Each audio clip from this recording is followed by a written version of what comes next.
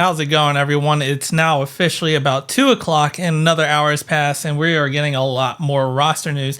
Not just who got cut, but we also have a player that has kind of officially made the 53-man roster. So starting with that, Matt Schneidman has reported that the Packers are keeping wide receiver Malik Heath on the 53 per source. So it looks like he has definitely made the roster, and now it kind of goes to Bo Melton and Grant DuBose. Hopefully they both make it, but nothing official on those two sides. But it looks like at least Malik Heath has made it. Now going on to the roster cuts, there are 4 more roster cuts and a couple of big names on this one.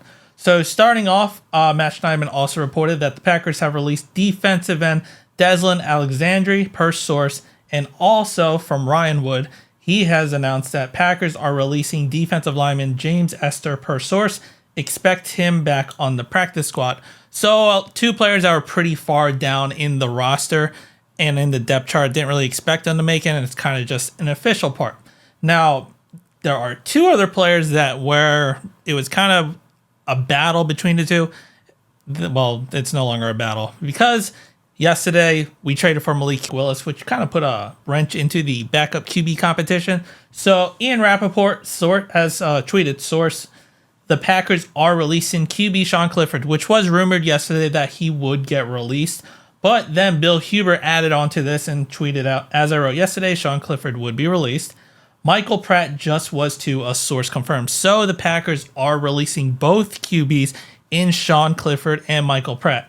Now, apparently the Packers front office, I'm not sure how they exactly do this. They probably ask other GMs, which I don't know why other GMs would kind of want to show their card, but apparently they asked around, and the report is that if they did get cut, they would clear waivers and no one would pick them up, essentially, which I did find that a little bit hard to believe initially, but it can make sense considering how much quarterback carousels typically go. But essentially, the Packers asked around, and pretty much everyone that they asked said, no, we wouldn't put in a waiver claim or try to get Sean Clifford or Michael Pratt. So they have a high expectation that they should clear waivers and that maybe potentially both of them will join the practice squad. There was also another report out there that there's a big belief Sean Clifford will actually clear waivers and that he'll be put on the practice squad. And then come week 1, they'll kind of elevate him as QB number 2, considering how new Malik Willis is, to get him up to speed. But they have 3 quarterbacks onto the roster in the first week at least, considering, like I said, Malik Willis is so new to this team in the offense. They kind of have a super backup plan, and where Sean Clifford knows the offense. And then after week 1, he would go back down to the practice squad and probably stay there until he needs to get called up again or any other scenario outside of that.